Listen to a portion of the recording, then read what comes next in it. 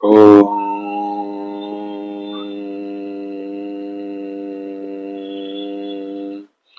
मैं आप सभी का स्वागत करता हूँ। आइए सुनते हैं शिव पुराण की रुद्र संहिता की इस कथा से हमें ऋषि मुनि क्या संदेश देना चाहते हैं। शिवा का अपनी मैल से गणेश को उत्पन्न करके द्वारपाल पद पर नियुक्त करना, गणेश जी द्वारा शिव जी के रोके जाने पर उनका शिव गणों के साथ भयंकर संग्राम, शिव जी द्वारा गणेश का सिर छेदन, कुपित हुई शिवा का शक्तियों को उत्पन्न करना और उनके द्वारा प्रलय मचाना, देवताओं और ऋषियों का सत्वन द्वारा पार्वती को प्रसन्न करना और उनके द्वारा पुत्र को जिलाए जाने की बात कही जाने पर शिवजी के आज्ञा अनुसार हाथी का सिर लाया जाना और उसे गणेश की धड़ से जोड़कर उन्हें जीवित करना। सूत जी कहते हैं, तारकारी कुमार के उत्तम एवं अद्भुत वृतांत को सुनकर नारद जी को बड़ी प्रसन्नता हुई। उन्होंने पुनः प्रेम पूर्वक ब्रह्मा जी से पूछा। नारद जी बोले, देवदेव, आप तो शिव संबंधी ज्ञान के अथाह सागर हैं। प्रजानाथ, मैंने स्वामी कार्तिका के शुद्ध वृतांत को, जो अमृत से भी उत्तम है, सुन लिया है। अब गणेश का उत्तम चरित्र सुनना चाहता हूँ। आप उनका जन्म वृत्तांत तथा दिव्य चरित्र, जो संपूर्ण मंगलों के लिए भी मंगल स्वरूप है, वर्णन कीजिए। सूत जी कहते हैं, महामुनि नारद का ऐसा वचन सुनकर ब्रह्मा जी का मन हर्ष से गदगद हो गया। वे शिव जी का स्मरण करके बोले। ब्रह्मा जी ने कहा, नारद, पहले जो मैंने विधि पूर्वक गणेश जी की उत्पत्ति का वर्णन किया था कि शनि की दृष्टि पड़ने से गणेश का मस्तक कट गया था, तब उस पर हाथी का मुख लगा दिया गया था, वह कल्पनांतर की कथा है। अब श्वेत कल्प में घटित हुई गणेश की जन्म कथा का वर्णन करता हूं, जिसमें कृपालु शंकर ने भी उनका मस्तक काट लिया था। और मुने, इस विषय में तुम्हें संदेह नहीं करना चाहिए, क्योंकि भगवान शंभु कल्याणकारी, सृष्टिकर्ता और सबके स्वामी हैं। वे ही सगुण और निर्गुण भी हैं। उन्हीं की लीला से सारे विश्व की सृष्टि, रक्षा और विनाश होता है। मुनि श्रेष्ठ, अब प्रस्तुत विषय को आदरपूर्वक श्रवण करो। एक समय पार्वती जी की जया विजया नाम वाली सखियां उनके पास आकर विचार करने लगी। सखी सभी गण रुद्र के ही हैं। नंदी, बंदी आदि जो तुम्हारे, वे भी शिव के ही आज्ञा पालन में तत्पर रहते हैं। जो असंख्य प्रथम गण है, उनमें भी हमारा कोई नहीं है। वे सभी शिवाज्ञा प्रायण होकर द्वार पर खड़े रहते हैं। यद्यपि वे सभी हमारे भी हैं, तथापि उनसे हमारा मन नहीं मिलता। अतः पाप रहित आपको भी हमारे लिए एक गण की रचना करनी चाहिए। ब्रह्मा जी कहते हैं कि मुने, जब सखियों ने पार्वती जी से ऐसा सुंदर वचन कहा, तब उन्होंने उसे हितकारक माना और वैसा करने का विचार भी किया। तदंतर किसी समय जब पार्वती स्नान कर रही थी, तब सदाशिव नंदी को डरा धमकाकर घर के भीतर चले गए। शंकर जी को आते देखकर स्नान करती जगत जननी पार्वती उठकर खड़ी हो गई। उस समय उनको बड़ी लज्जा आई और वे आश्चर्यचकित हो गई, और उस अवसर पर उन्होंने सखियों के वचन को हितकारक तथा सुखप्रद माना। उस समय ऐसी घटना घटित होने पर परम माया परमेश्वरी शिव पत्नी पार्वती के मन में ऐसा विचार आया कि मेरा कोई एक ऐसा सेवक होना चाहिए जो परम शुभ, कार्य कुशल और मेरी ही आज्ञा में तत्पर रहने वाला हो, उससे तनिक भी विचलित होने वाला न हो। जो विचार कर पार्वती देवी ने अपने शरीर की मैल से एक ऐसे चेतन पुरुष का निर्माण किया जो संपूर्ण शुभ लक्षणों से संयुक्त था। उसके सभी अंग सुंदर एवं दोष रहित थे। उसका वह शरीर विशाल, परम शोभायमान और महान बल पराक्रम से संपन्न था। देवी ने उसे अनेक प्रकार के वस्त्र, नाना प्रकार के आभूषण और बहुत सा उत्तम आशीर्वाद देकर कहा, तुम मेरे पुत्र हो, मेरे अपने ही हो, तुम्हारे समान प्यारा मेरा यहाँ कोई दूसरा नहीं है। पार्वती के ऐसा कहने पर वह पुरुष उन्हें नमस्कार करके बोला। गणेश ने कहा, मां, आज आपको कौन सा कार्य आ पड़ा, मैं आपके कथन अनुसार उसे पूरा करूंगा। गणेश के यूं पूछने पर पार्वती जी अपने पुत्र को उत्तर देते हुए बोली। शिवा ने कहा, तात तुम मेरे पुत्र हो, मेरे अपने हो, अतः तुम मेरी बात सुनो। आज से तुम मेरे द्वारपाल हो जाओ। सतपुत्र, मेरी आज्ञा के बिना कोई भी हठ पूर्वक मेरे महल के भीतर प्रवेश न करने पाए, चाहे वह कहीं से भी आए, कोई भी हो। बेटा, यह मैंने तुमसे बिल्कुल सत्य बात कही है। ब्रह्मा जी कहते हैं, मुने, यूं कहकर पार्वती ने गणेश के हाथ में एक सुदृढ़ छड़ी दी। उस समय उनके सुंदर रूप को निहार कर पार्वती हर्षमग्न हो गई। उन्होंने परम प्रेम पूर्वक अपने पुत्र का मुख चूमा और कृपावश हो छाती से लगा दिया। फिर दंडधारी गणराज को अपने द्वार पर स्थापित कर दिया। बेटा नारद, तदंतर पार्वती नंदन महेश्वर गणेश पार्वती की हित कामना से हाथ में छड़ी लेकर गृह द्वार पर पहरा देने लगे। उधर शिवा अपने पुत्र गणेश को अपने दरवाजे पर नियुक्त करके स्वयं सखियों के साथ स्नान करने लगी। मुनि श्रेष्ठ, इस समय भगवान शिव जो परम कौतुकी और नाना प्रकार की लीलाएं रचने में निपुण हैं, द्वार पर आ पहुंचे। गणेश उन पार्वती पति को पहचानने तो थे नहीं, अतः बोल उठे, देव माता की आज्ञा के बिना तुम अभी भीतर न जाओ। माता स्नान करने बैठ गई है। तुम कहां जाना चाहते हो, इस समय यहां से हट जाओ। यूं कहकर गणेश ने उन्हें रोकने के लिए छड़ी हाथ में ली। उन्हें ऐसा करते देख शिवजी बोले, मूर्ख, तू किसे रोक रहा है? दुर्बुद्धे, क्या तू मुझे नहीं जानता? मैं शिव के अतिरिक्त और कोई नहीं हूं। फिर महेश्वर के गण उसे समझाकर हटाने के लिए वहां आए और गणेश से बोले, सुनो, हम मुख्य शिवगण ही द्वारपाल हैं और सर्वव्यापी भगवान शंकर की आज्ञा से तुम्हें हटाने के लिए यहाँ आए हैं। तुम भी गण समझकर हम लोगों ने मारा नहीं, अन्यथा तुम कब के मारे गए होते। अब कुशल इसी में है कि तुम स्वतः ही दूर हट जाओ, क्यों व्यर्थ अपनी मृत्यु बुला रहे हो। ब्रह्मा जी कहते हैं, मुने, यूं कहे जाने पर गिरजा नंदन गणेश निर्भय ही बने रहे। उन्होंने शिवगुणों को फटकारा और दरवाजे को नहीं छोड़ा। तब उन सभी शिवगुणों ने शिव जी के पास जाकर सारा वृत्तांत उन्हें सुनाया। मुने उनसे सब बातें सुनकर संसार के गति रूप अद्भुत लीला विहारी महेश्वर अपने उन गणों को डांट कर कहने लगे। महेश्वर ने कहा, गणों, यह कौन है जो इतना उच्छल होकर शत्रु की भांति बक रहा है? इस नवीन द्वारपाल को दूर भगा दो। तुम लोग नपुंसक की तरह खड़े होकर उसका वृत्तांत मुझे क्यों सुना रहे हो? विचित्र लीला रचने वाले अपने स्वामी शंकर के यूं कहने पर वे पुनः वहीं लौट आए। तदंतर गणेश द्वार पुनः रोके जाने पर शिव जी ने गणों की आज्ञा की, तुम पता लगाओ कि यह कौन है और क्यों ऐसा कर रहा है। गणों ने पता लगाकर बताया कि ये गिरजा के पुत्र हैं तथा द्वार पर द्वारपाल के रूप में बैठे हैं।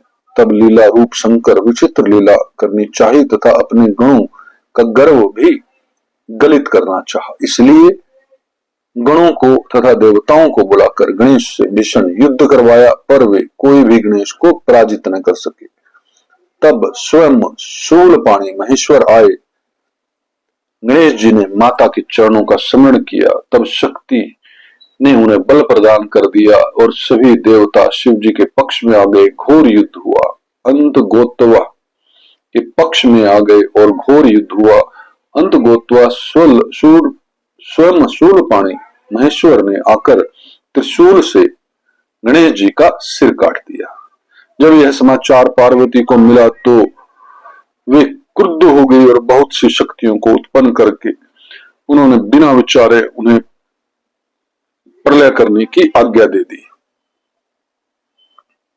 फिर तो शक्तियों के द्वारा प्रलय मचाई जाने लगी। उन शक्तियों का वह जाज्वल्यमान तेज सभी दिशाओं को दग्ध सा किए डालता था। उसे देखकर वे सभी शिवगण भयभीत हो गए और भागकर दूर जा खड़े हुए। उन्हें इस समय तुम दिव्य दर्शन नारद यहाँ आ पहुंचे, तुम्हारा वहां आने का अभिप्राय देवगुणों को सुख पहुंचाना था। तब तुमने मुझ देवताओं सहित शंकर को प्रणाम करके कहा इस विषय में सबको मिलकर विचार करना चाहिए। तब वे सभी देवता तुझ महामना के साथ सलाह करने लगे कि इस दुख का शमन कैसे हो सकता है। फिर उन्होंने यह निश्चय किया कि जब तक गिरजा देवी कृपा नहीं करेगी तब तक सुख नहीं प्राप्त हो सकेगा। अब इस विषय में और विचार करना व्यर्थ है।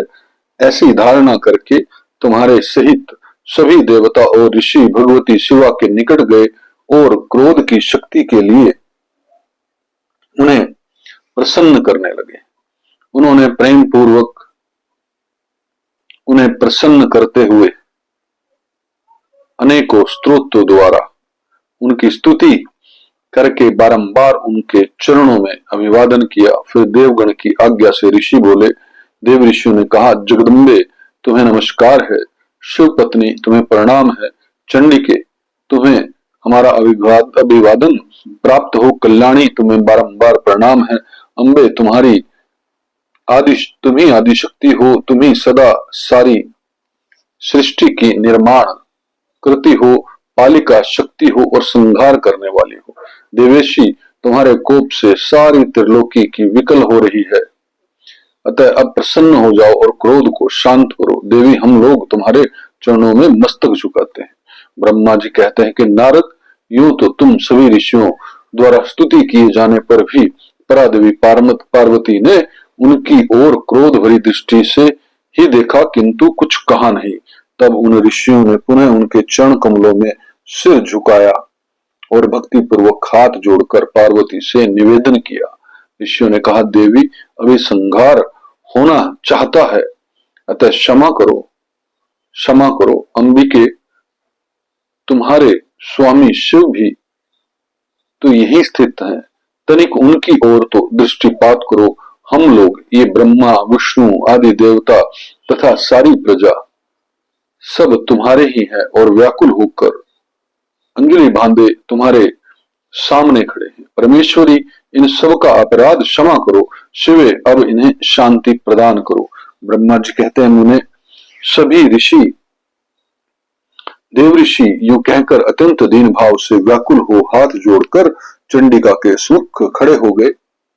उनका ऐसा कथन सुनकर चंडिका प्रसन्न हो गई और उनके हृदय में करुणा का संचार हो गया।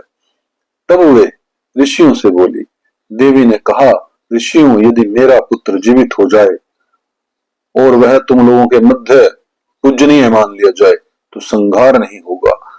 जब तुम लोग उसे सर्वाध्याय का पद प्रदान कर दोगे तभी लोक में शांति हो सकती है, अन्यथा तुम्हें सुख नहीं प्राप्त हो सकता। ब्रह्मा जी कहते हैं मुने पार्वती के यूं कहने पर तुम सभी ऋषियों ने उन देवताओं के पास जाकर सारा वृत्तांत कह सुनाया। उसे सुनकर इंद्र आदि सभी देवताओं के चेहरे पर उदासी छा गई। वे शंकर के पास गए और हाथ जोड़कर उनके चरणों में नमस्कार करके सारा समाचार निवेदन कर दिया। देवताओं का कथन सुनकर शिव जी ने कहा ठीक है, जिस प्रकार सारी त्रिलोकी को सुख मिल सके वही करना चाहिए। अतः अब उत्तर दिशा की ओर जाना चाहिए कि जो जीव पहले मिले उसका सिर काटकर उस बालक के शरीर पर जोड़ देना चाहिए। ब्रह्मा जी कहते हैं मुने तदंतर शिव की आज्ञा का पालन करने वाले उन देवताओं ने वह सारा कार्य संपन्न किया।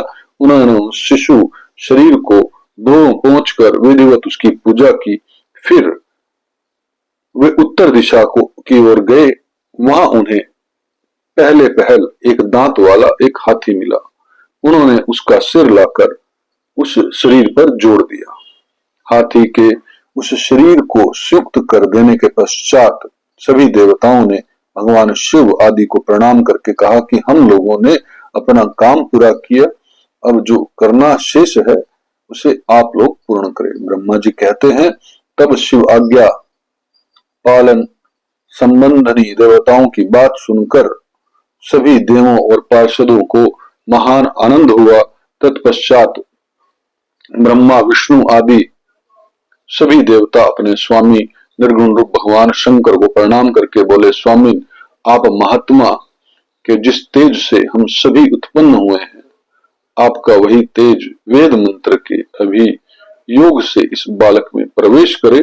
इस प्रकार सभी देवताओं ने मिलकर वेद मंत्र द्वारा जल को अभिमंत्रित किया और फिर शिव जी का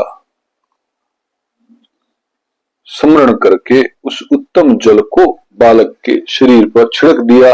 उस जल का स्पर्श होते ही वह बालक स्वेच्छा से शीघ्र ही चेतना युक्त होकर जीवित हो गया और सोए हुए की तरह बैठा। वह सौभाग्यशाली बालक अत्यंत सुंदर था। उसका मुख हाथी का सा था, शरीर का रंग हरा लाल, चेहरे पर प्रसन्नता खेल रही थी, उसकी आकृति कमनीय थी और उसकी सुंदर प्रभा फैल रही थी।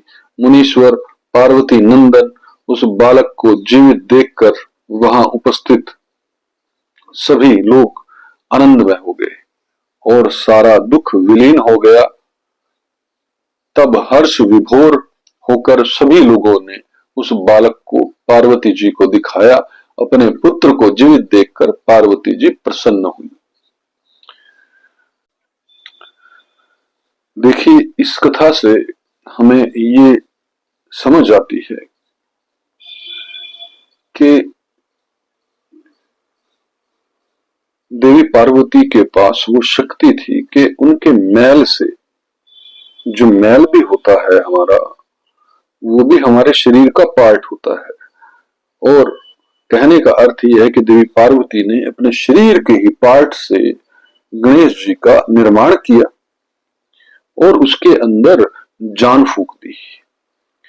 और जब भगवान शंकर जी ने गणेश जी का गला काटा तो एक हाथी का सिर लाने पर भी उसको सर्जरी से जोड़ दिया गया। और ये पहली सर्जरी हमें दिखती है कि जब हाथी और मनुष्य के शरीर को सक्सेसफुली जो है वो जीवन दिया गया। ऐसा हमारे सनातन धर्म में अनेकों बार होता है कि मरे हुए व्यक्ति को जीवित कर देना, जिस शरीर के अंदर प्राण पूरी तरह से समाप्त हो गए हैं उसके अंदर फिर से उसी के प्राण वापस डाल देना या कहीं उसकी आत्मा वापस डाल देना। अगर सर्जरी प्रॉपर ढंग से कर दी जाए और उसके अंदर मंत्रों की शक्तियों के द्वारा जो है उसी आत्मा को दोबारा से बुलाकर जो है अंदर डाल दिया जाता है। ऐसा अनेकों बार सनातन धर्म के अंदर जो है हुआ है। तो जिस इन कथाओं का जो सनातनी नहीं है, नॉन सनातनी है, चाहे वो हिंदू भी हो या दूसरे धर्म के, वो मजाक उड़ाते हैं। और आज जो है वो बड़े बड़े डॉक्टर्स जो हैं ये कोशिश कर रहे हैं कि मनुष्य के शरीर पर किसी दूसरे का सर रख दिया जाए या किसी दूसरे की बाजू किसी दूसरे के साथ जोड़ दी जाए। ये प्रयास कर रहे हैं। ये कहीं ना कहीं प्रेरणा का स्रोत जो है ये शिव पुराण से, शिव कथा से ही जो है उन डॉक्टर्स के द्वारा लिया गया है। मेरी ऐसी समझ कहती है। इस वीडियो को सुना, आपका बहुत बहुत धन्यवाद। ओम तत्सत, ओम तत्सत, ओम तत्सत।